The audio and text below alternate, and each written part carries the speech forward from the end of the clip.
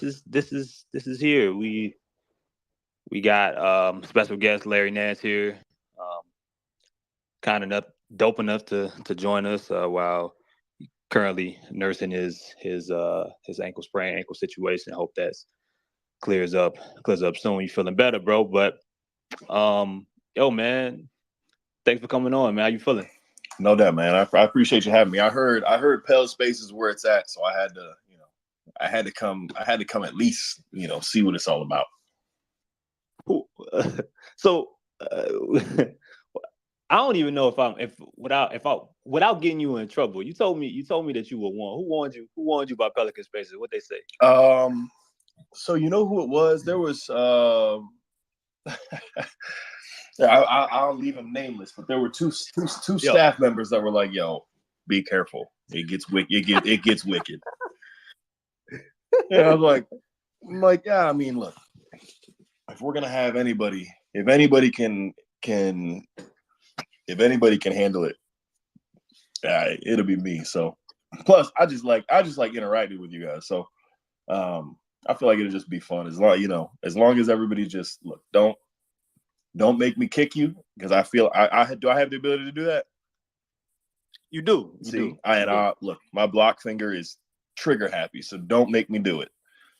We just out here to have a good time, talk a little hoops, talk whatever you guys want to talk, and I'm just here to spend some time with you guys while I'm out.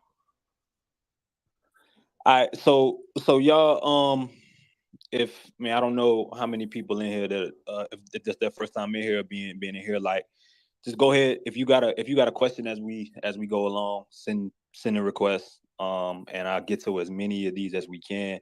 I will ask Larry a few questions beforehand, and then I'm gonna leave it to y'all now because we probably will have a high volume of questions.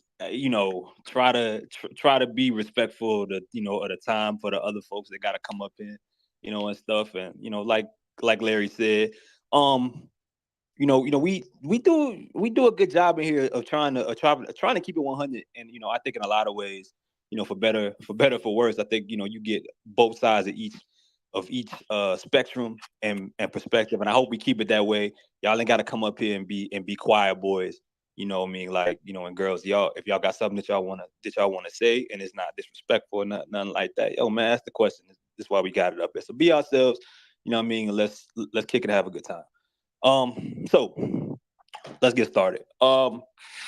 So the first thing, or at least that I'm curious about, Larry, is that, and I mean, one of the reasons that this, I'm glad that we're having this, and we yeah, like, we were trying to figure out, we gonna do like Wednesday, we gonna do it this day, that day, and then the Orlando game happened. It was like, hey, maybe it's not a good idea to do it to do Right, it Wednesday. right. We were feeling the same way though. We were feeling the same way.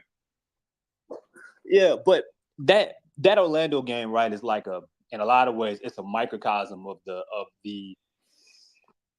I guess the some of the struggling moments that have presented itself from the different losing streaks, and the disappointment that has countered the highs that we saw throughout the year and went on. But what I'm curious, my question would be, or one of them would be, if you couldn't blame health, what do you think's the biggest reason that the team has struggled at different times this season, even as recent as I just getting over the 4 game losing streak yesterday against Portland? So I can't blame health. Continuity of who we're playing with and together. I can't blame that. Yeah, you cannot blame. Oh, okay, all right, cool. Go ahead. No, so I'm saying I can't blame that. You cannot blame Okay. health. Um, I would probably say, first of all, I would say most everything stems from that. But again, I can't blame that, so I got to come up with something else. Um, I would probably say, oh man, there's so many things that stem off of that health issue. Um, I don't know. That. You know what? Let me come back. That's a good one that I haven't thought about because I can give you about, if we start with health, I can break that down times 10 to 20 different things that shifts around because of that. Well, you know what? I mean, I do want to get back to that at some point, but I know people like there will be questions about health as we go along. I mean, we all understand or the magnitude of like the names and the games that have been missed. We've seen all of the stuff about how many games, the CJ Zion and Bi have played together, and then the different role players and that have been missed, and then you've had a few injuries throughout the year. I mean, what are some of the breakdowns in that domino effect that health has disrupted outside of like say like the obvious? So outside of the obvious, right? Like one of the biggest things is just is play style, right? Like so we started the season with three stars, right? If that's what we're gonna call them. Our, CJ, Bi, and Z are our main. That's where we're gonna get our offense from.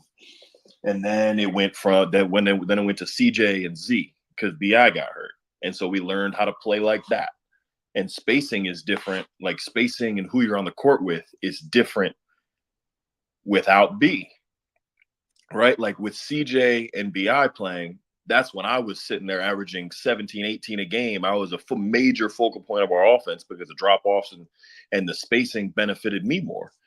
Whereas a guy like it, there are seasons of the season, right? Whereas a guy like Murph or a guy like, some of our shooters weren't necessarily getting those looks because for whatever reason, right? And then it's CJ and Z for a little bit, and then Z gets hurt. And now, all right, my spacing, it's not my spacing anymore. So I'm sitting there getting zeros and 2 points, 4 points, because our inside presence is now gone. So therefore I'm the inside presence, or JV's the inside presence, and they're honing in on us. Where then now Murph gets going. Now, some of our guards and some of our shooters start picking up their offensive usage rate just based on who's on the court. And now you see with CJ and Bi back, now you can we're trying to figure out how to get it. This is the first time we've done that this year without Z and had CJ and Bi on the court together. So we are starting to learn whose season of the season it is, stepping up, and who the spacing benefits, and are they ready for the shots that they've been given because they haven't gotten them all year. So it's that one issue of health. There's so many things that stem off of that. Who you're on the court with, the different rotations, how we're going to close, the shots you get, with the players that we have, Brandon and Z and CJ, they all create, especially Z, creates so much gravity on the court that if you get used to playing that way, and we were really good playing that way, all of us were, and then you take that gravity off the court, it's going to take a second to refigure out where you're supposed to be at any given time. Because, when he's got the ball, the entire defense is shifted. So, from my perspective, all right, Z's got the ball. I'm trying to play behind the defense, play hugged up on the baseline so that, my man has to keep turning his head to see me. So I'm out of his vision. And then I'm watching all right, Z's got it. My man turned his head. I'm cutting. So for me, that's what I was watching when he was on the court. I'm watching, cuts along the baseline, and Herb's watching cuts from the middle, and different guys are watching different things because everyone on that defensive side has their eyes on Z when he's got it. Whereas Bi, because you have to send 2-3 bodies at him, or else he's going to score every time.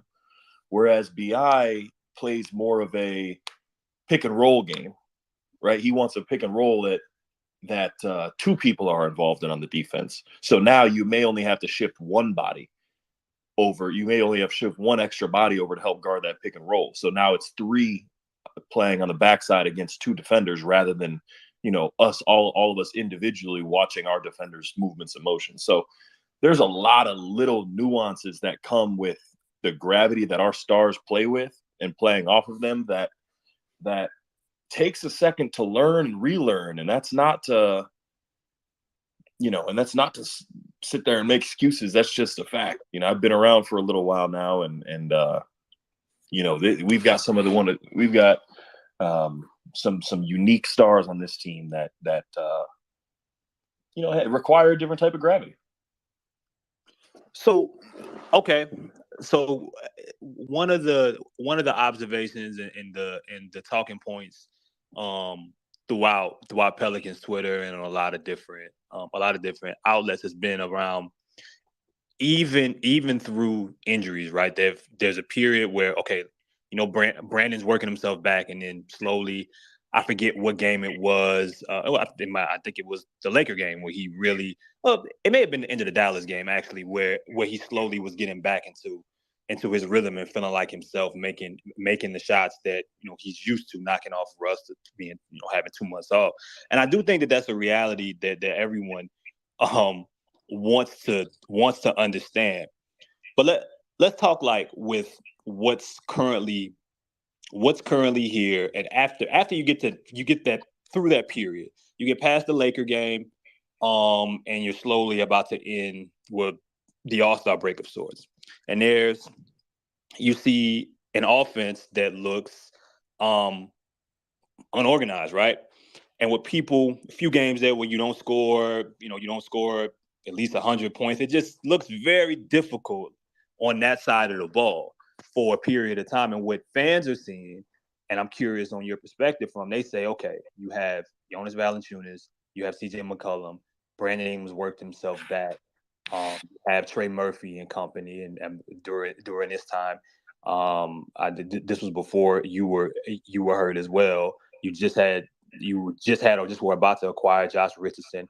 Not saying the team should be the best offensive team in basketball, but you definitely look at it and say, all right, they shouldn't be struggling to score 100 points. What would be your answer to that? A team that has that much individual offensive power that you would or that you would call as such, struggling within each other to find ways to produce offense for long stretches during these struggles as of late. I would say is because we have a lot of the guys you named, CJ, BI, Jonas, other than Trey, everybody, if you were to ask everybody what their favorite shot is, where they want to operate on the court, it's kind of the same areas, that 15 to 17 feet, that mid-range area. And when you've got three of our main offensive hubs, now obviously that's where Z wants to be too, but he's more directly at the rim. When you've got our three main offensive hubs that kind of want to be in all the same spaces, and really, we have guys that can shoot, but really one shooter, right? We really only have like one guy where Murph is like, he catches it. That's our shooter. He catches it. He lets it go. And every single time I think it's going in. It's really easy for teams to start hunkering down and playing some zone on us, or where zone mucks up the game. So it's like, even Orlando, like, right, I think we put up what, 93 points, 94 points. They only put up 101. Both of them are worst marks in the league, if that for offensive rating. Like 93 is the worst in the league by far. 101 would be the worst as well. So teams are purposely trying to muck the games up against us because we all want to operate in the same area, right? Like you put all mid-range shooters. Granted, CJ's shooting more and more threes, Brandon's shooting more and more threes, and that's something that we've really worked on and emphasized. But you've got guys that really want to get to that mid-range area, all playing in the same spaces. You tend to get in each other's way a little bit, and that's a really hard thing to figure out on the fly right now, because you can't do a lot of practicing, because again, we're missing the bodies we're missing, and the time of the season that you just can't really afford to practice too hard, because the schedule right now is no team in the NBA is practicing hard right now. You can't, body wise. You really can't. So it's more film watching and more putting, trying to put schemes in mentally and mentally understanding. It's tough. It's tough, especially when you got so much change going on. So, I know it's not something that only the fans see. Like, we're sitting there frustrated too. Like, this is a team that, this is a team that we were putting some serious points up on people earlier in the year. And now it's been a struggle of late. So, it's not something that we don't know. Believe me, if anybody knows it, it's us. So, it's been a point of emphasis, and obviously we're continuing to work on it. But practice time down and all these injuries piling up do not help the issue. Appreciate that answer, Larry. Hopefully the Portland game, maybe, is.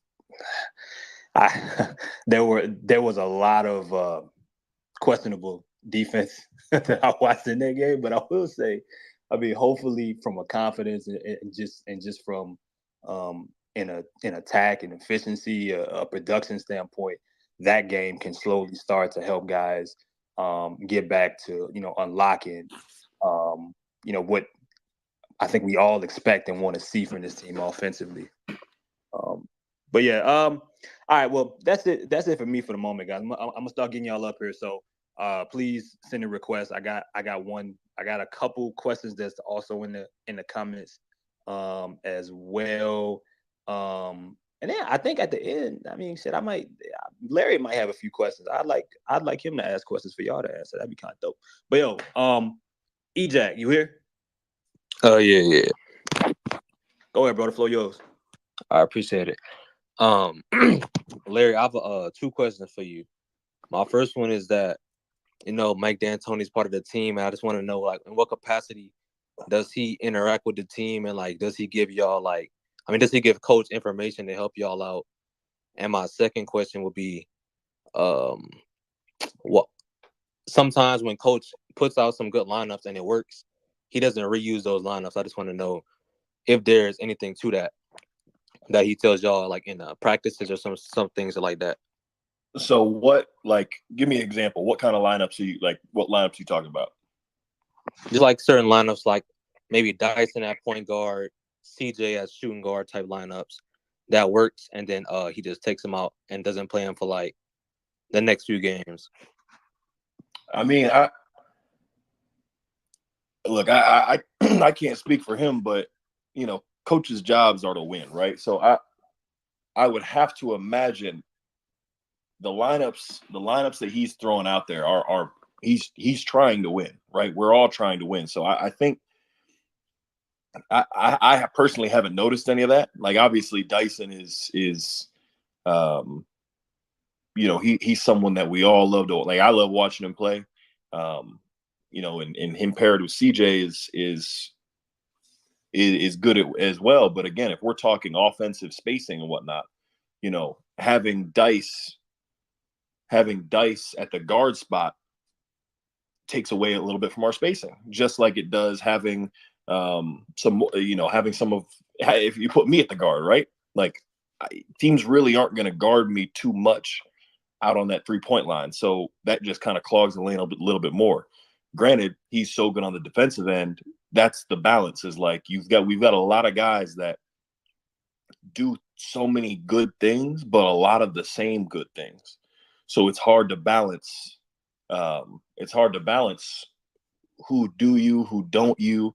Hard to balance that offense versus defense ratio, because we got some dogs defensively, but a lot of times that comes with defense is a lack of spacing. And so I think trying to balance that is one of the difficulties we're facing. But two, D'Antoni, obviously I know he's on staff, but he's not around on a day-to-day basis, or at least we don't see him, or he's more in a consultant role. He's not necessarily he's not interacting on a day-to-day basis with the players. But there are occasions where he'll pop up on the road, or he'll be in the building every now and again. I'd have to imagine the coaches speak to him way more than we do. But at least for now, he's in a consultant role where he's not really interacting with the players on a day-to-day basis. So I don't know how much they talk to him. That's outside my pay grade. Appreciate that. Mm-hmm. Appreciate the question, Ejak. Larry, and I think I don't know if we let off with this in much in detail as I did want you to let the people know, but I mean, why this forum? What made you? I mean, I know you were curious about Twitter Spaces, and I know people said that this is where a lot of the fan base relies, depending on the night and so on and so forth. But what made you want to interact to like now today at this moment? Was it just a matter of just a perfect situation with you not being on a road trip, or I mean. To be honest with you, it was I tried to do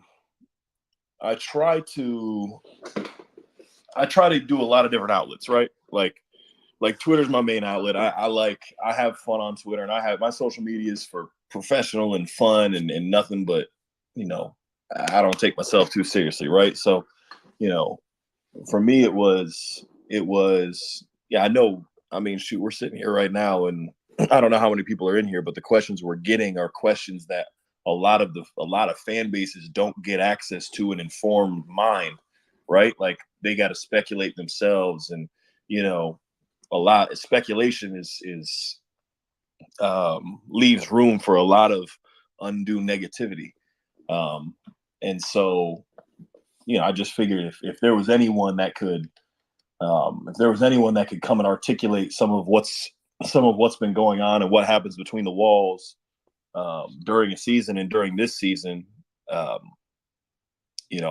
think I could do a pretty good job of it. And this is a nice, easy, free way to get in touch with as many people as possible. For sure. Definitely appreciate it. I'm gonna move to Jew, and then we're gonna go to Charles and then Ryan. Jew, what's up, bro? What's going on, fellas? Larry, I hope everything is good with the ankle. Praying man get back safe. Just my one question is, what is the vibe like right now regarding the team? You guys been through a lot of hardship this season. As you can see, KD last night back. The West is harder and it's more it's compact, as I think from 6 to like 13, everyone's like a game or two. It's a tight race. So I just wanted to know, what is the vibe like? And I know you can't speak for your teammates, but really you and how you guys feel on this last little 20-game stretch of the season. What is the vibe like? Do you guys feel like we can still compete? Or I know last season you guys killed it from where we started to where you ended. I just wanted to know, what are the vibes like? And do you guys feel confident, or what their run is? I don't know if that makes any sense, but yeah. No, it makes total sense. I see what you're trying to say. First of all, like, that's what's really cool about this team, right? Is like we lost 10 games, and we lost 10 games in a row. Went on that 10-game losing streak where it was tough. Nothing was going right, and we were the bad news birds. But inside the walls of the locker room, within the coaching staff and the training staff and the players, like, there was never really a lack of belief, right? Like, obviously the performances weren't there, and we if I knew why they weren't there, we wouldn't have done it, right? But like, that's one thing that like this team doesn't do is splinter, right? There's never going to be finger pointing, where I've been on teams where there was finger pointing. There's not blaming. There's not a whole lot of head dropping. There's just like, I mean, like, something happens, we'll lose a game, and there's no one really like head dropped in the locker room feeling sorry for ourselves, because no one's going to feel sorry for you, right? Like, no one's going to feel sorry for you when you're losing games. Teams can't wait to play you. They're not sitting there like, man, I'm sorry for them. Like, nah. This is professional sports, and so I think the guys always do a great job of making sure that vibe that you're talking about, the vibe never changes. Okay. And so going forward, coming out of break, especially after that, especially after Orlando and the Knicks game, like, we're like 1 or 2 games out of 6. Yeah. You know what I mean? And like 3 games out of 4th.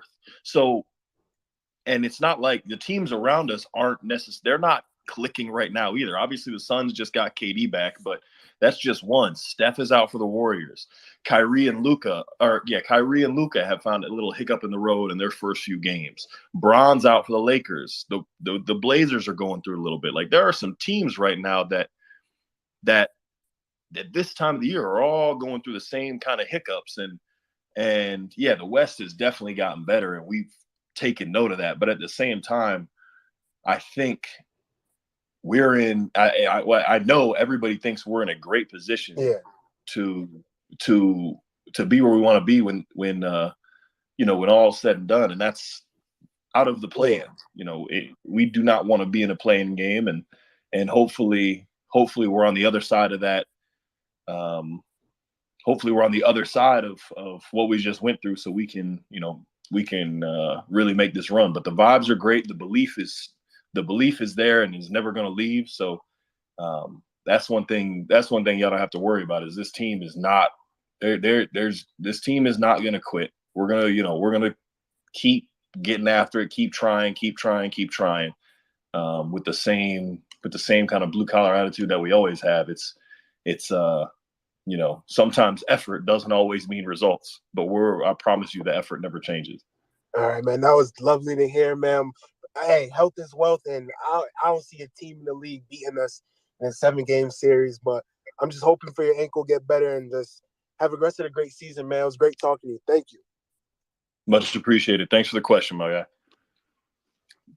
guy. Appreciate that, Drew. I think I said Charles next, then Ryan. Charles, go ahead. Hey, what's up, Larry? How you doing? I'm good, man. Hope you get better soon. Also want to just say thank you for what you're doing in the community with the jersey auction and supporting the local community. I hope that continues to blow up and succeeds beyond your wildest, imagination. So thank you for that. Thank you. Absolutely. I guess I just have a couple questions. One is, you kind of just talk about maybe the perception of the Pelicans, because you've played on high level teams. You've been an opponent here in the Smoothie King Center. When you got traded, kind of what was your initial perception, and then kind of talk about the team now and achieving its goals. Like, is there any added pressure at all with it being a team? This is the youngest team in the league, like from an organizational standpoint, when you really think about it. Mm-hmm. Like, the fact that it hasn't had a whole lot of success, does that seep in? Is the team aware of that? Are they trying to fight through that? Or is it something that just doesn't really come up at all, from like an organizational or team standpoint? No, from like the team's history, we don't care about at all, in terms of like what they've done, how far they've made it, wins, losses, up, even, to be honest with you, even when it was founded, like that's not something we're focused on, or really, I don't want to say care about, but that's not something we're worried about. That was a different team with a different regime, and doesn't have a whole lot to do with us. All we're worried about is going forward.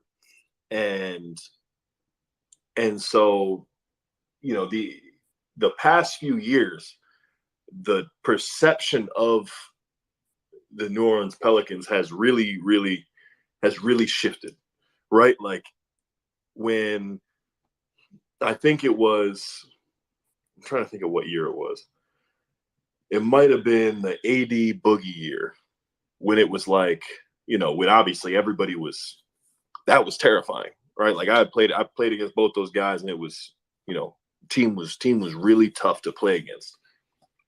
And then everyone left. So there was, the perception of the Pels was like that of OKC right now, or Detroit, or, some of those rebuilding teams. Like, all right, their stars left, but they're in great, obviously the trade for AD got some ridiculous pieces back. The trade for Drew, you got some ridiculous pieces back. And, the front office did a great job in maneuvering those to where, like, 2 years later or 3 years later, we're in a position to have we made the playoffs last year, pushed the number 1 seed in the league to all they wanted, had a lottery pick in the summer, and a superstar coming back healthy. So the turnaround and the perception of the Pelicans around the league has shifted to the point of like rebuild to like, all right, there's some serious talent there. There's 2 players that have made the All-Star game, another one that has been on the fringes and probably deserved to make it a few times. We've got some of the best role players you could ask for, young talent coming up, like, and with draft capital for years in advance. So the front office has done their job tenfold getting us to this point. And there's no successes that happen. No teams are rebuilding 3 years ago and are Western Conference finalists in 3 years. That doesn't happen. The NBA is too competitive, too veteran, and too talented for something like that to happen so quickly. So the way I see it is like I see obviously our records records are different, health permitting and whatnot, but like I see us kind of similar to where like the Cavs are at in their position, right? Like a few years ago, I was there. We were rebuilding, made a big trade. They got Don. I was fortunate enough to come here with CJ. They've got their young talent, Evan, Darius, we've got Z and B and obviously, there's more guys in between. They've got good role players, and so do we. Like, I see us as kind of along the same lines and same kind of path that they're on, but no team does that right away, right? There's going to be hiccups, bumps and bruises, learning how to win. For me, myself as well, shoot, I made the finals with Bron, and then since then I've been trying to get back on a winning team. So, we're all trying to learn and navigate this, how to win and stay consistent. And so I think the perception of the Pels is I would compare it a little bit to the Cavs. So, obviously it's not, it was tough for you guys and us seeing early on in the year, number 1 in the West, that we were riding high too, but water's going to find its level eventually. And it did. And now we're learning how to build out from that adversity. And so I think, we're still a team nobody wants to play right now. We're still gritty. We're still tough teams. You're going to get a hell of a fight when you play us, and teams are prepared for that. Last year we were getting teams that expected that 1-12 Pels. Nobody's expecting them anymore. They know what they got to deal with when they come in our building. So they're always ready for that. And there's a target on our back, and there's a level of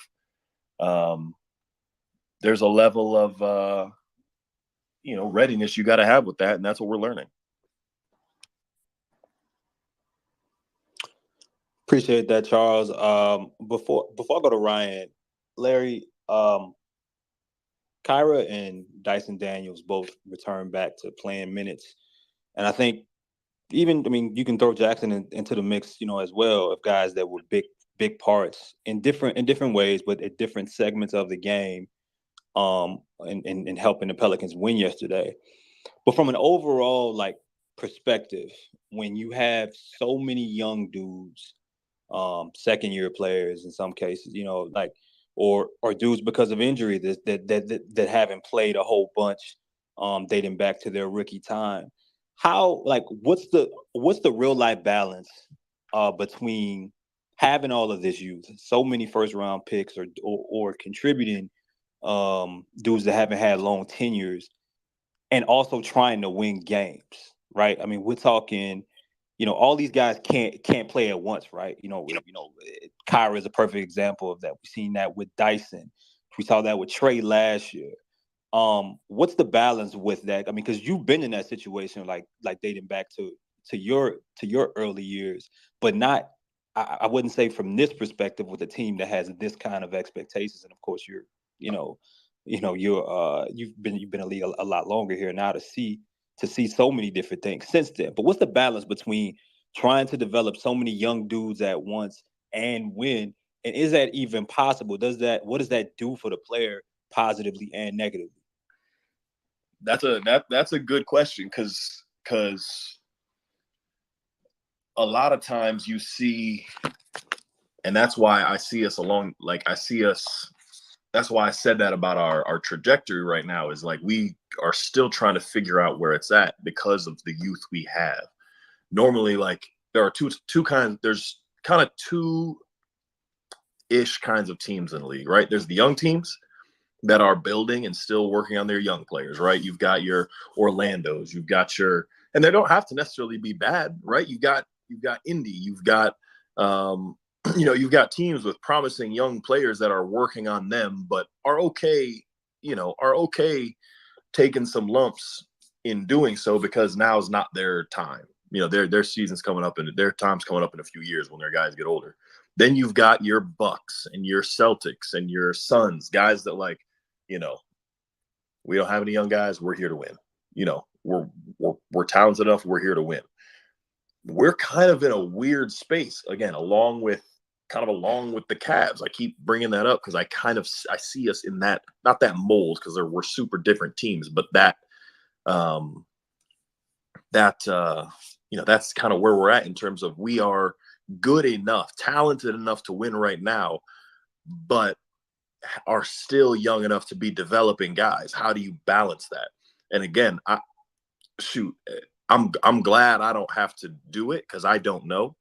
For me, I would say the earlier you can introduce guys to winning and what that feels like, the better. Because I was a young guy that wasn't introduced to winning early on. We were bad in LA, and that was really tough. But how do you gauge that, right? Like if you give some of the younger guys minutes and allow them to learn, now you're taking minutes away from guys that don't have the same learning curve, may not have the same ceiling, but don't have the same learning curve, but are ready to win now. It's a tough balance where, again, I'm glad that's not my job because I couldn't tell you how to do it. But, I think we're in a great position where we do have such promising young guys and such promising, I'm not sure if there's many teams in the league that have, the options we do and the talent we have waiting in the wings. And that's a blessing and a curse because, again, we're suffering from some injuries right now and then just went in the Blazers building and beat them. So it's like, it's a tough balance to where like, yeah, hey, if I come back, Jax played unbelievable last night. I singled him out, with my little tweet, but he was unbelievable. Offensively, defensively, he was active and he was so much fun to watch. But it's tough because the reality is like when my ankle comes back, now that three big, if Z comes back, now we've got that three big rotation, me, Valley and Z, that's really hard to crack. And so it's a tough balance, right? Like bringing guys along versus winning because, and that's what, I think we've done a pretty good job of that. Obviously, you guys don't get to see what we do on a daily basis, but there are constant pickup games and the guys are working on their games individually. And there's a lot of development and growth going on behind the scenes. I think that's why, we get so excited about when these guys do step into the games and make shots and look great is because of what they're doing behind the scenes. Like, again, to single someone, Kyra Lewis, I don't want to say I was unfamiliar with his game because I had played against him, but he had been out for so long. I was a little bit unfamiliar with how he played, and seeing him on the court this year and being on the court with him, it's like the dude he's super talented, and especially the way he's been shooting it. So I get it, right? But at the same time, it's one of those that if you want someone to play, you have to take minutes from someone else. And I think that's the hard part. That's the hard part. And, do we have guys that deserve to play? Yes, Kyra deserves to play. Dyson deserves to play. Najee deserves to play. Billy deserves to play. I deserve to play. Jax deserves to play. JV, all of us, because we all play so hard, and you're gonna get, we grow and we change, and we all have different ways of winning and affecting the game. That everyone deserves to play, but shoot, it's there's only so many minutes, and so that's the tough dichotomy that we're in right now, and I think. I think Willie's done a great job of navigating that, giving guys spot minutes here and there, but also the work done being behind the scenes is hugely important that, unfortunately you guys don't get to see on a day-to-day basis, but it's happening and you can tell based off of how they perform when they get in the game. Appreciate the response, Larry. Gonna go to Ryan, then Lyle, then Rocky, then Everett, and continue moving it along. Ryan, go ahead, bro. Hey, Larry, thank you so much, man. I just want to give a shout out to your defense this year. Your feet, you've been moving them like crazy, and that lineup that we've been closing with has been really fun to watch. So shout out to you and all the work you've been doing in the off season. And much appreciated. Just some quick questions about mainly the chemistry versus team talent debate. That's one of the big ones that we're always kind of arguing about on Pelicans Twitter. Where do you rank team camaraderie versus getting skillful players, and how easy it would be to integrate new guys? And then CJ talked about on JJ's podcast about there being a biggest asshole list. And so I just wanted to know where you personally rank yourself on that list and how you guys are talking to each other and working on accountability. So when it comes to team building, I think a major, the way I would do it, right? If I'm going to put my GM hat on, right? I'm retired 15 years in the future and I get my first job building a team. Not saying I want to do that, because I do not. But if that's what I'm doing, one of the things I'm looking for is character, right? I don't want somebody within my walls every day that I don't want somebody I don't want to drain, right? Like I don't want somebody that's draining energy. I want a fountain. I want someone that's bringing energy and constantly, someone that's fun to be around, someone that when they leave the gym, I don't have to worry about like, oh shit, what is this guy up to? Am I going to get a phone call in the middle of the night because he's doing something wrong? So I think for starters, we have unbelievable people in the locker room. The guys are awesome human beings and consistently giving back. And I think that's hugely important, not just for your team, but for your fan base and for the community you're in, especially in a place like New Orleans where there is so much work to be done. So that would be super high on my list. And then you start looking at talent to where, again, you can't say we're not talented. From our oldest to our youngest, we're talented, more talented across the board than most teams. Now, in terms of when do you sacrifice some of that for potential win now and whatnot? I think it all depends on the right situation, right? I know exactly what you're talking about when you ask that question. There was a big piece move during the trade deadline. I know what you're talking about, and I'm no dummy, but I think it's that's something that I can't answer for you. I think I'm happy because I think what we did was great. Bringing Jay Rich in fits the culture, fits the mold. In terms of money wise, it was a super smart decision based off what we have coming up. But in terms of win now versus environment and culture building and all that, that's to each their own. There are people, and I'm not going to sit here and try to, I don't want to end up on some headline saying like, oh, Larry Nance is calling out this team. But like, if you look a little bit at what Chicago has done, right? They pushed their chips in the middle and said, we're going for it. Traded a bunch of their assets, signed DeMar, signed Zoe, traded a bunch of assets for Vooch, and really pushed their chips in the middle and was like, all right, we're going to go for it. And didn't quite work out, or at least it's not quite. They're in a bit of a struggle right now. I'll say that. Everyone can kind of see that. And so what do you do at that point? You've mortgaged future assets, and now you're in this area where you're not sure to go for it or to get off. You don't know what to do. So I think not doing something and waiting for the right piece, if there is a right piece ever, instead of just building, I think that's the smart and wise decision to do, because when healthy, we were number one in the West. So why not lean into that and try to at least see where this goes and see if we can survive, get everyone healthy and roll into the playoffs, that same team that was whooping ass. I think that would answer our questions right there. Now, granted, that's an if at this point, but I think you at least have to give the roster the respect enough to give it the chance to fail. So that's where I'm at with it.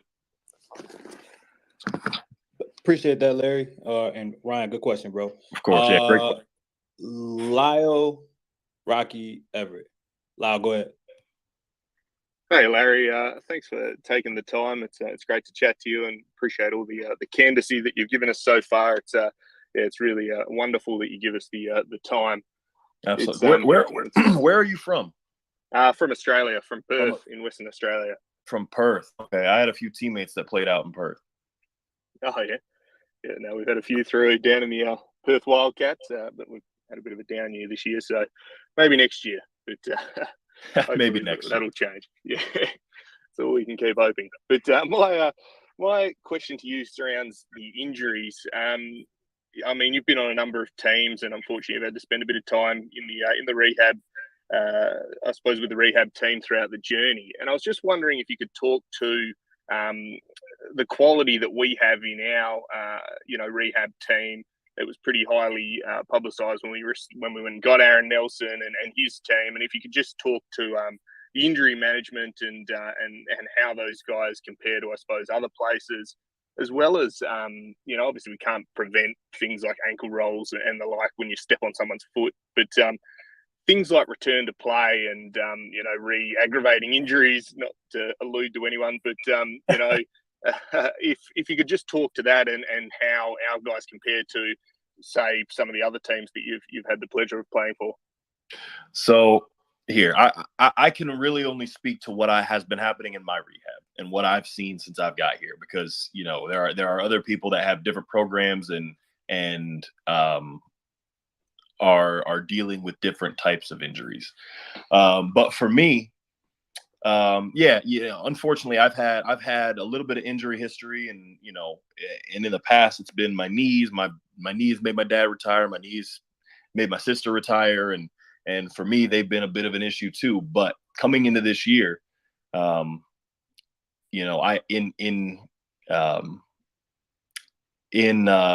working in tandem with the training staff, I had put on. So last year when I came back, I had played at around 235. This year I came in at 250 and put in a lot of weight around my cord, around my quads and hamstrings to really protect my knees.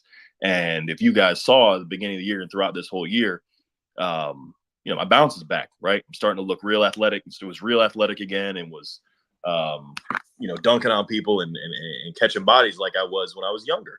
And so I feel like, for me, that's a revelation for me. It's been years of trying to get my knees right, and now they're right. Now, granted, I've had, you cannot, if you step on somebody's foot, that's just something that happens, right? Like that. I don't view that as injury prone or anything like that, because that's not something that is natural. So it's a contact injury where things like that are bound to happen. Dyson did it. I did it. And so that's not on anybody except just basketball. But so for me, I am thrilled with them. they've we've been until I rolled my ankle, I was on track for 70 plus games, and that would have been lovely for me. That would have been a goal, and unfortunately, this little untimely thing happened. But I'm obviously not done for the year, and hopefully I'll be back sooner rather than later. But for me, I've been very pleased with the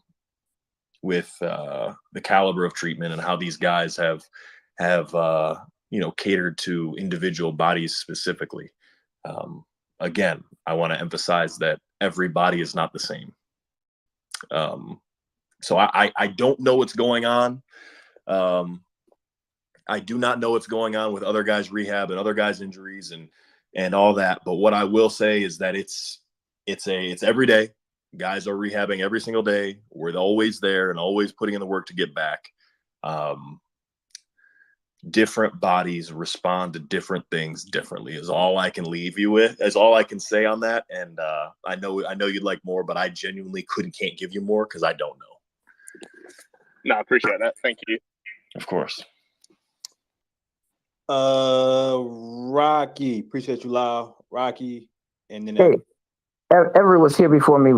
Chris, I'll, if you don't mind, I'll go after him. Okay, all right, Everett, go ahead, bro. Hey, appreciate that, Chris. Hey, appreciate it, Larry, you pulling up to the spaces, bro. No doubt. Hey, I kind of got two questions. The first one is so you've been around the NBA for a while now, and now that you're here in New Orleans, people always say that New Orleans is not a free agent destination. Now that you've experienced being here, what is something that can change that perception to make New Orleans more of a free agent destination, if that makes any sense? A winning team. Okay. A winning team. You look at all right, what are the free agent destinations, right? You've got the LAs, the Clippers, Lakers, you've got Miami, you've got the New York teams. Where else would you say is a free agent destination, quote unquote? Right now, Milwaukee, ironically, because people are trying to go there. Right. So if the quote unquote destinations are the big market and or hot weather places historically, right? Miami and occasionally, Phoenix now because they're good, but what makes a free agent destination is a good team and a good culture. Milwaukee, I'm from Cleveland, so I can say this. Milwaukee is not a destination. Right, like it's one of the. It's not a great city, Eric. You right? No, say it, but I'll say it for you. It's not a great city. Look, I'm not gonna say that because I'm from Cleveland, and I think the world of my little gray sky, Midwest town. So I'm not gonna knock theirs, but it's not a. I'm no dummy. Cleveland, when Bron was in Cleveland, it's not a destination, no, but you go for the team and you go to win. So what could make New Orleans a destination or a free agent destination is the team and the culture being built. And 2 years ago, was New Orleans a free agent destination? Probably not. Because you just saw Drew traded and Z had been out and AD just left. So it's like, all right, they've still got some work to do. So now the team's good, the culture's good. We're working towards that. So we're changing the narrative of the city from a basketball perspective, right? Like when Giannis is gone when Bron left Cleveland, was it a destination anymore? No, the destination is the certain players. And so we're changing that narrative, that right. The destination is going to be the team and the culture that we're building. And again,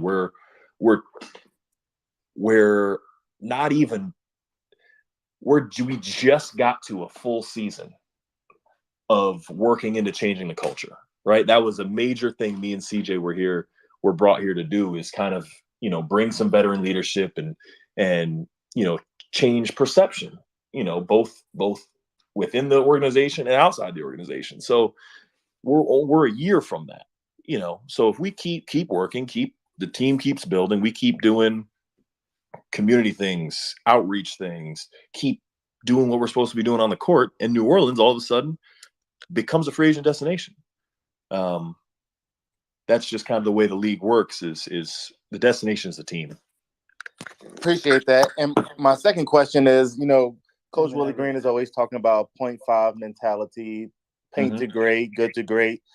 From a player's perspective, what is something that y'all like y'all identity? Like, what do y'all hang y'all hat on? Like, Boston's like, hey, we shoot a lot of threes. That's our thing. We're going to live and die by it. The old Rockets used to do that.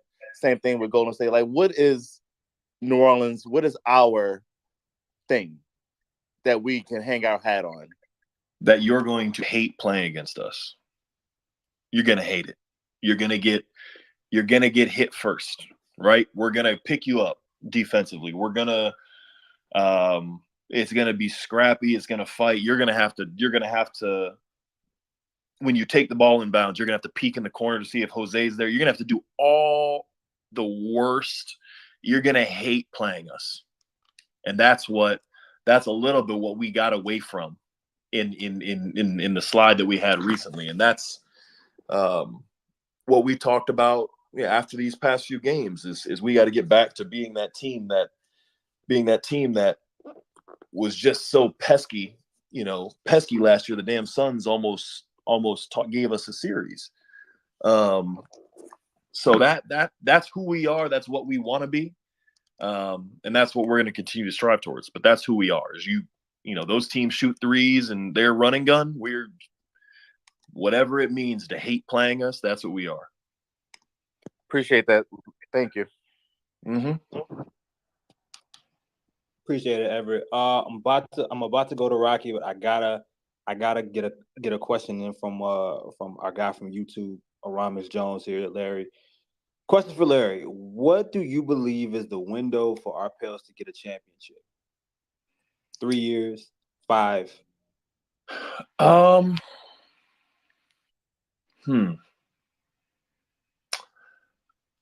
The current roster as constructed, or I mean, I think if you look at our draft capital in future drafts, right? I think we have something like 11 picks coming up. 11 picks coming up in the next 5, if I'm not mistaken. That is a large window. 11 picks going forward, and the talent we have on roster can go get any player just about any player you want to go get and build just about anything you want to build. We have an embarrassment of riches right now, and I think you don't, again, just like I talked about before, you don't want to push your chips in the middle of the table without a winning hand. And we got to figure out if we have a winning hand now, or we got to figure out if we need to go, if we need to go get some more cards. And so I think our window is a lot larger than most teams that are in the same position we are because of what we've acquired so quickly and done so well in the draft with.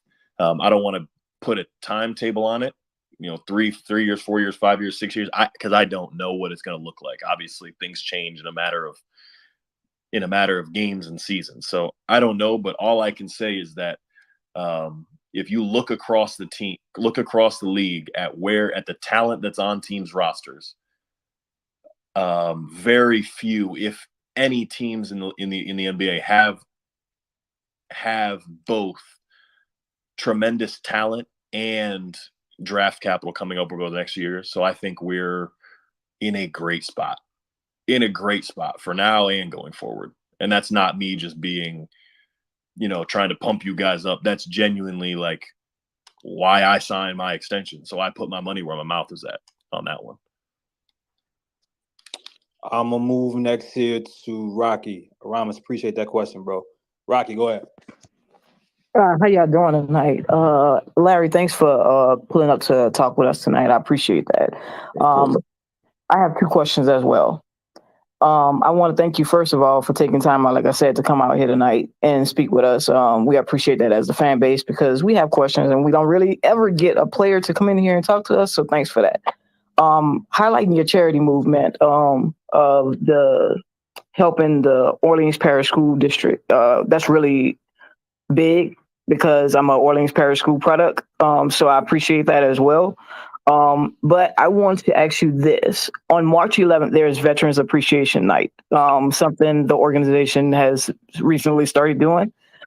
I was interested in wondering if you would be willing to donate that charity night to the Veterans Affairs or Department of, I'm sorry, the DAV, which is Disabled American Veterans, to help out for veterans who have served and such as myself, but others who have actually come back from war-torn countries and need help in this country that don't get the help that they need from the VA. So just curious to know if you would be interested in helping out with that aspect, but since it is Veterans Appreciation on March 11th. And my second question is, you've been in the NBA for how many years now? I think This is 8. Year 8, right? That's what I was going to say. I just want to make sure. What's your most memorable moment since you entered the NBA? Okay. So again, I try to do a lot in the community that I play in, right? Like, so like you said, we're doing the public school jersey auction. I'm working with Swin on something else that is going to be really, really, really cool and impactful. One of these upcoming home games, that'll give a lot of fans a unique, an ability to come see a game they might not be able to see normally. I work on, if you stay in a hotel, they have those little hotel travel bottles of soap, conditioner, and body wash. Me and a few guys and a few people around the organization collect every time we're on the road, collect as many of those we can get, and they give them to me when we get home. And I've got hundreds and hundreds of them, just sitting. I'm collecting hundreds and hundreds of them. So now we can, at the end of the season, we can take them all to homeless shelters and give them to the people that need them. I've got something. I married into a military family, so that's something that's near and dear to my heart as well. And I've got something coming up for the military night as well. So I'll probably keep my jersey going to the public school, but I have something fun for some of the active service members that we can. I'll be doing something for them as well. Believe that. Just stay tuned. But two, my most memorable moment. I've got to do some pretty cool things. My most memorable moment on an NBA court was probably being with Kobe and his 60-point game. That even before the accident happened, that to me was clearly, for everybody, was something they'll never forget. But for me especially, the memories I've got of the lessons he taught and all that is something I'll truly never forget, and something I'm extremely thankful for. So I'd probably say that's my most memorable moment. But I'm looking forward to making some more. I'm only in the 8 years. Hopefully, I can get another 7-8 years and make some more memorable moments. With the rest of that time. Thank you very much. Have a nice night. You as well. Rocky, appreciate that. Larry, there was some. I forget who ended up asking the question earlier, but we slowly entered towards the talk about accountability, and that's been a big discussion that we've been having here in social media. It was shout out to Chaz who dropped a video in regards to it, and I'm just curious from your perspective. When Willie, I think it was the Orlando game where Willie just, said flat out like, "Yo, we got to do a better job of holding each other accountable." He held himself accountable while saying that. But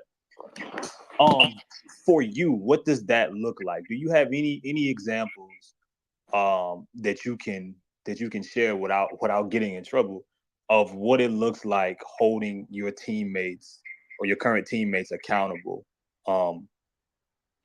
Yeah. Yeah. So, I'm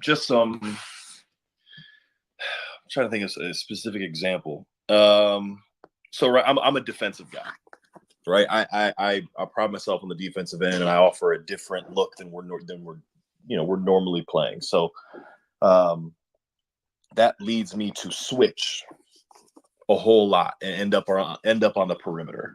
And one of our major issues this year has been giving up offensive rebounds. And I'm sure you guys, this is a hot button issue for you guys, because it is for us as well. But one of the things for me that's tough is like I get switched, right? When I'm our center, I get switched onto these guards and I'm on the perimeter now. So that means one of our guards is on the big, and the shot goes up, and now we've got. Now, oftentimes we'll have a little guarding one of their big guys, which, just like you guys saw me do against Phoenix last year and against the Clippers in the play-in game, that's really tough to do.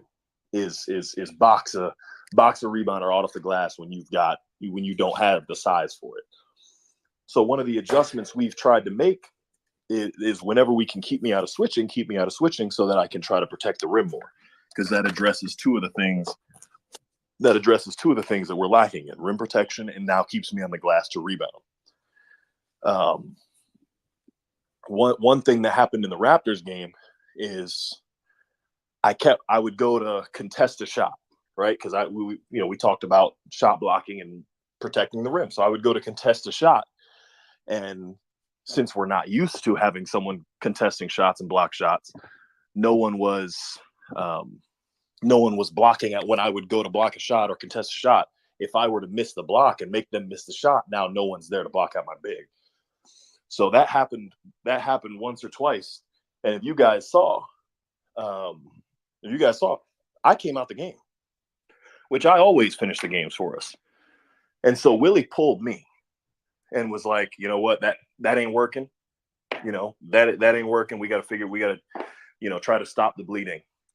We got to try to stop the beating before it kills us. And unfortunately, that game wasn't ours to get. But in terms of accountability, that's just one example of the repercussions of my actions, right? Like I was going to block shots that maybe I shouldn't have, or maybe should have stayed with my big when Pirtle was killing us, or something like that. And so for me now going forward, I watched the finish of the game back a bunch of times and tried to, I'll make sure that doesn't happen again.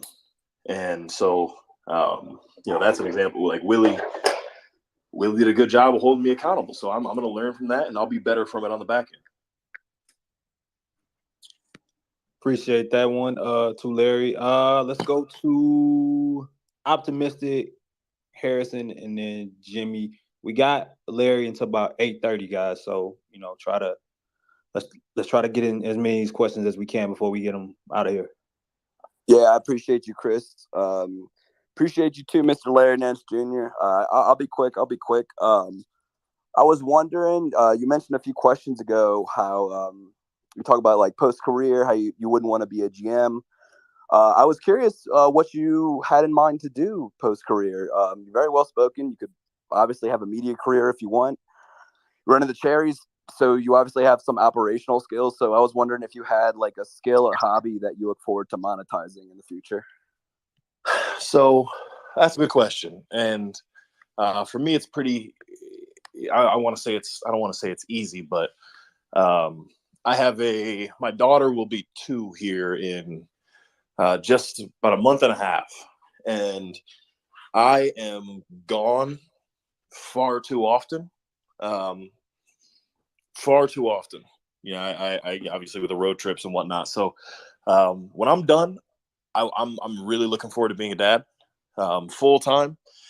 Obviously that's a long way off, and there's a lot of life to live after that. But immediately, I'd love to just, I want to drive her to school. I want to coach a soccer team. I want to do all that corny stuff like that. But I would say outside of that, the one thing I want to stay home, right? Something that I can do from home. And one thing that I've gotten into recently is the ownership side of soccer. I adore soccer. Outside of if I didn't play basketball, soccer would be my favorite sport. I wake up in the morning and watch the Premier League games and consume as much as I can. So I just recently got into the ownership side of things with that. And I'll make a formal announcement of which team it is, and I'm excited about the opportunity. But those are probably the two things I'm looking forward to doing: just being a dad and venturing more into the soccer space. Hey man, that corny stuff. No, that shit's beautiful, man. Like that's all what you just said. That's Optimistic. The only reason Appreciate why. that, bro. I appreciate that, man. Thank you. Harrison, then Jimmy, and I'll try to get a couple more up here. Jimmy was actually up here before me. Okay. All right. Jimmy, go ahead, bro. Hey, that's happened twice now. That's a healthy ass fan base. I appreciate you guys. Don't get fooled by that, Larry. Don't get fooled by that. I'm not fooled by it. I just like as you here. I appreciate that. I said no jackassery, and they're not. They ain't great, never. So I appreciate it. It's rare. They try not to cut up in front of company. Yeah. You beating a lot of representatives. No one's even cursed yet, to be honest with you. I don't know who have these people right now. Jimmy, go ahead. Appreciate you, Chris. Larry, again, appreciate you for pulling up, dude. I would be remiss if I didn't ask the basketball player a question about actual basketball. I know the vibes. I know y'all like each other. Looking at the Western Conference, who do you? Because I know as a competitor, like you gonna want smoke for anybody. But who do you think y'all would give the hardest matchup to, and who do y'all think would be the hardest matchup? Like looking at, I'm gonna take Minnesota and Utah out. Everybody above y'all. So the Clippers, the Suns, Denver, Sacramento, Memphis, like those teams. Who would you say? Look, you're not gonna get a John Morant from me here. I'm fine in the West. But I think look, that team, the team that we were healthy. I'm not running from anybody. Facts. I think from anybody. I mean, we were first in the West, and we're handling our business comfortably. I personally believe the two best teams in the league are in the East. I think the Celtics and the Bucks are 1 and 2 respectively in the league. So healthy, I'm not running from anybody. I think we're good enough to compete with all of them. But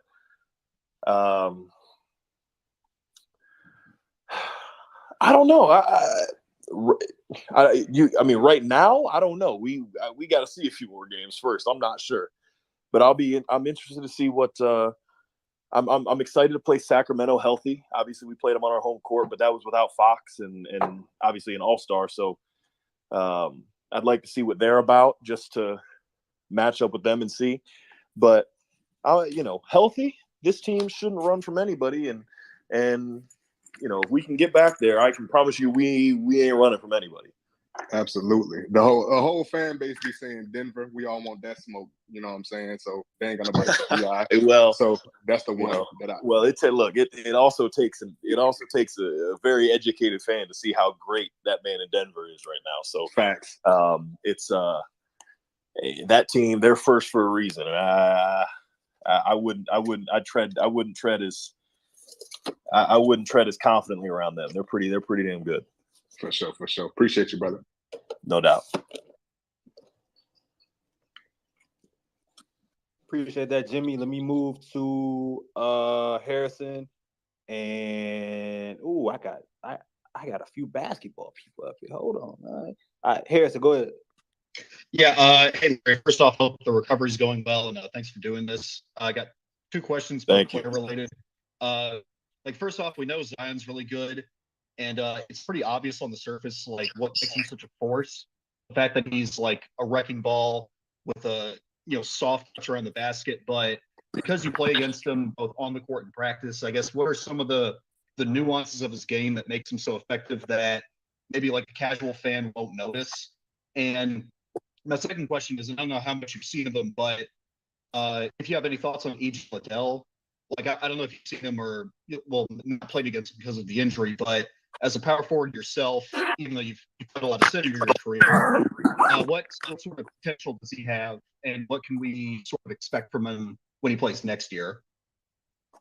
So one of the unique things about Z that I haven't seen from really any other player in the league or anybody that I've played against is this horizontal jump, right? So like normally when you talk about I'm an athlete myself, and for me jumping is you're either jumping sideways or jumping vertically.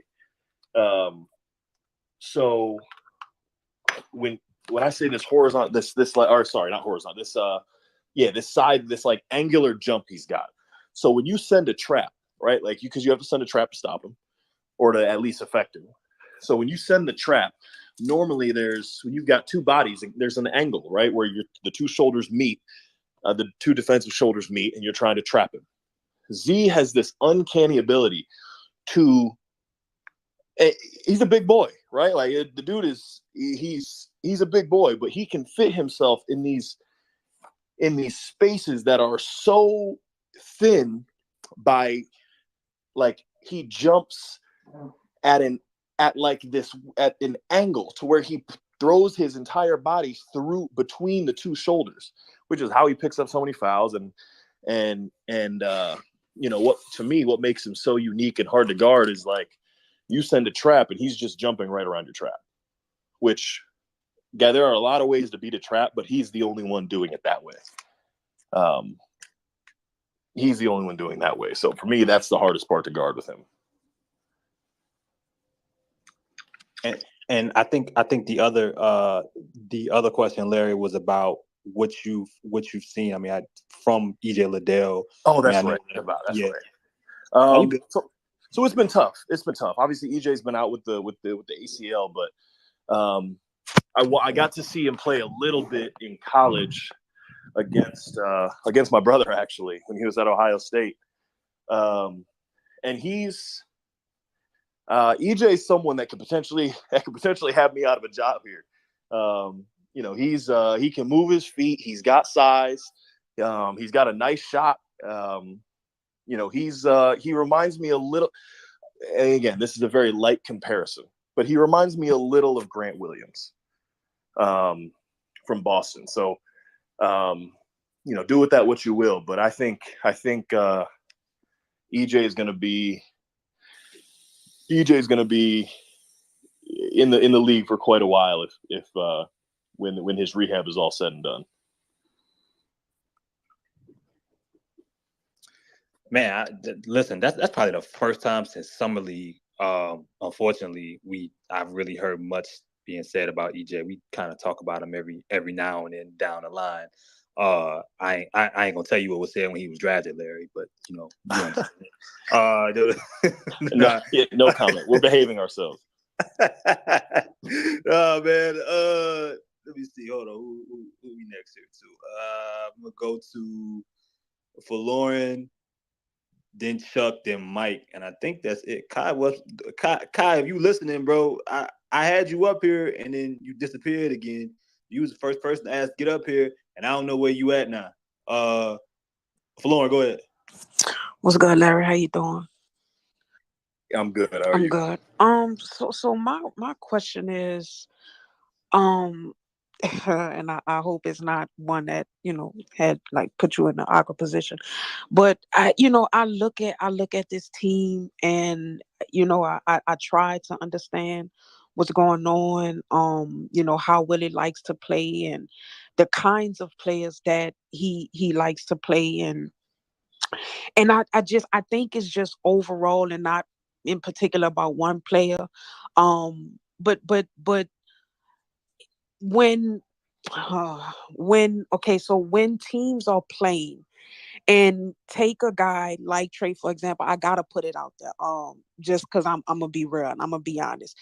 Um, in general, though, like when you have a coach that has, like most of us, a type, right, or certain kinds of players, and as Willie Green put it, like he likes know-how, right? Guys that can guard multiple positions, guys like you who have a high level of basketball IQ and things of that nature, and you still have a guy like Trey who's in his second year and still kind of figuring it out, right? So he's not on par defensively and mentally, well, say like Herb is or what Josh Richardson is.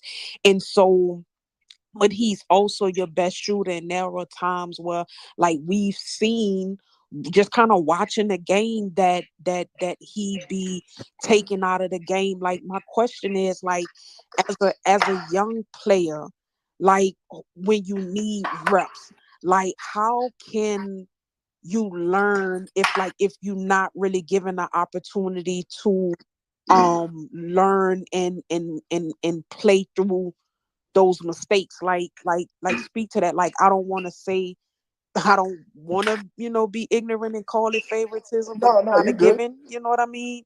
No, So you're yeah, good. like speak to that. So what I would say is this goes back to a question that was asked Oh, earlier. my bad, I Is just where pulled do up, you I'm sorry. Oh no, no, you're good. I'm saying this goes back to a question that was asked earlier on a sense of where do you go? How do you gauge win now versus developing players? And kind of what I said to that is, with Trey specifically, right? Because again, these are conversations I've had conversations with him about defense and whatnot, and it's not something he doesn't know. Defense is something that very few players come in the league knowing how to do.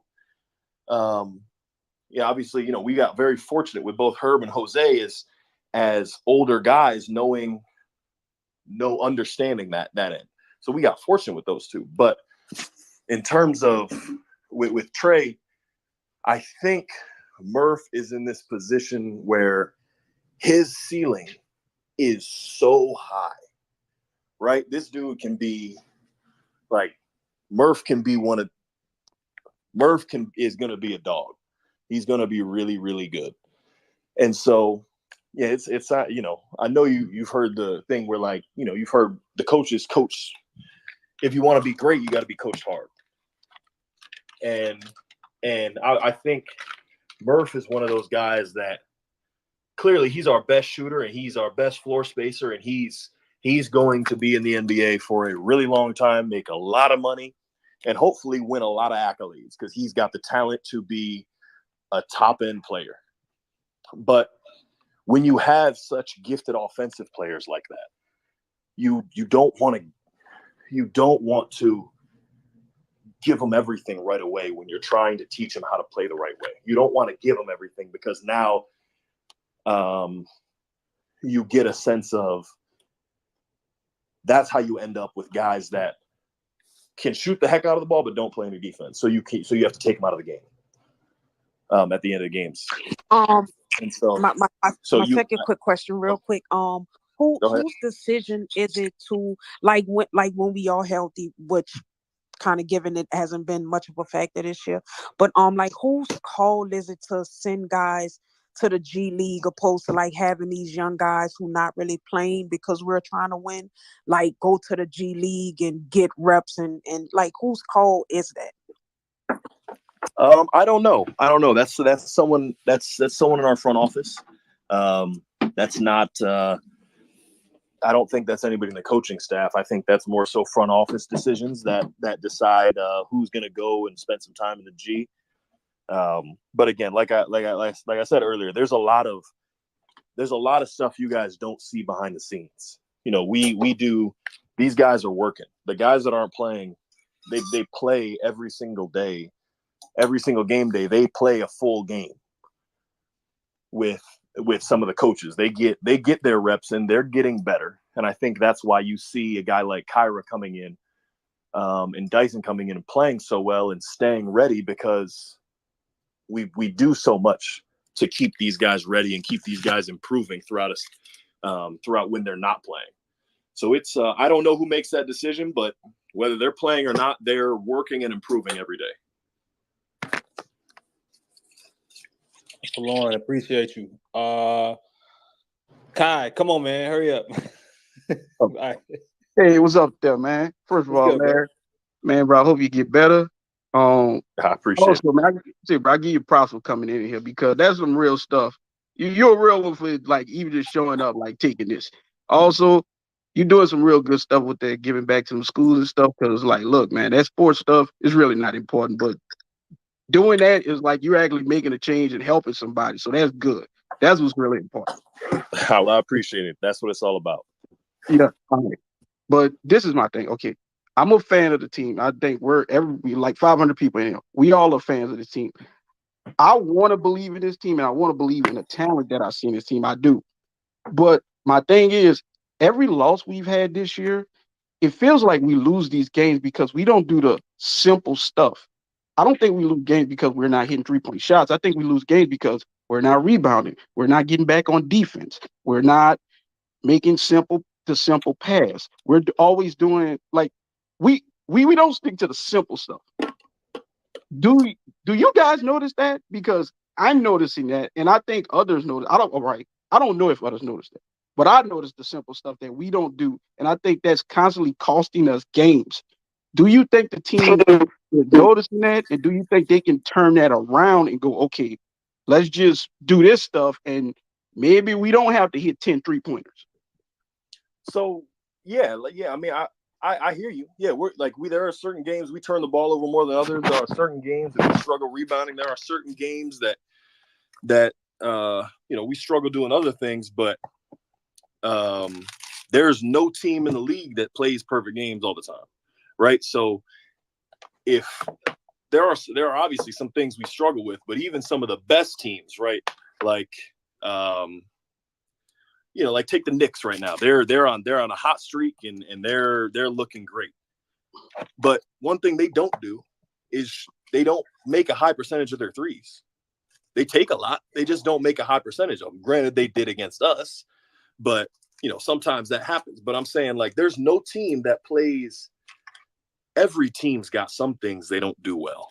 Okay, yeah, but can I just say something about that? Okay, yeah, go ahead. Shooting, I don't think that's simple, fundamental stuff. Sometimes you're just not going to hit 3-point shots, but hey, guys, we can box out. That's simple stuff that I'm talking about. Getting back on defense. Those are the things that I'm talking about. So again, our transition defense is actually good. We have a good transition defense. But in terms of boxing out, again, I talked about that a little bit earlier. That's one thing that, yeah, we do. Boxing out is an issue of ours. It is a definite issue of ours, and we've talked about it. We've addressed it. And that's something that is a work in progress. Like, I don't think that's anything for you to not believe in us in. I mean, we've certainly, we certainly have our hiccups, but again, you got to look at the overall age of this team. It's really young, and especially our wings and our a lot of the guys that are playing major minutes are really young. And so I'm not sitting here like trying to make excuses. It's just, you're right. A lot of times we don't do things we should do. And that's, we got to fix that. But again, that's part of the things that go into growing. I think the high level of expectation for a lot of our young guys is a little bit skewed because of what we did last year. And I think, this year this year we started off hot, right? Then we got some hiccups with injuries, and now it seems like, it was easy to panic. We're like 2 games out of the 5 seed, so there's plenty of time to make that 5 seed, make a 4 seed, make a run, and it's and again, we took a major step towards that last night, and I think last night I think we did we did a better job of cutting down on some of that silly stuff that you're talking about. But again, not every game's going to be perfect. We're best believe we're out there trying our hardest though. All right. You know what? I appreciate that, dog. You have a good one. Get safe. I don't know. You might have to put some Robitussin on, just take some Robitussin or something to get some garlic on that ankle or something. But you're good, bro. And I appreciate you answering them questions. No doubt. Larry, don't put no garlic on your ankle, man. I'm not going to, bro. It works. All right, man. I told Larry we get out of here at 8:30, man. So, I wasn't able to get to everybody's question. I do a better job of managing it next time we do it. Hopefully, the goal is to get more players up here, and do more of these if we can. Larry, I really, really appreciate this, bro. This was, like Kai said, and a lot of others, like when the team was winning, really, in 10 games over 500 and first in the West, I wouldn't expect someone to come up here. So for the team, regardless of of everything that's happened, for the team to be in this position, when you wanting to do this even before the win, that says a lot. That says a lot about the individual. So definitely appreciate it. Hope you heal up soon, man. For sure, I appreciate it, guys. I'll be back soon. And again, you guys deserve a voice from the inside, and hopefully, I gave you guys a little bit of insight as to the team's thought process and where we're at during this final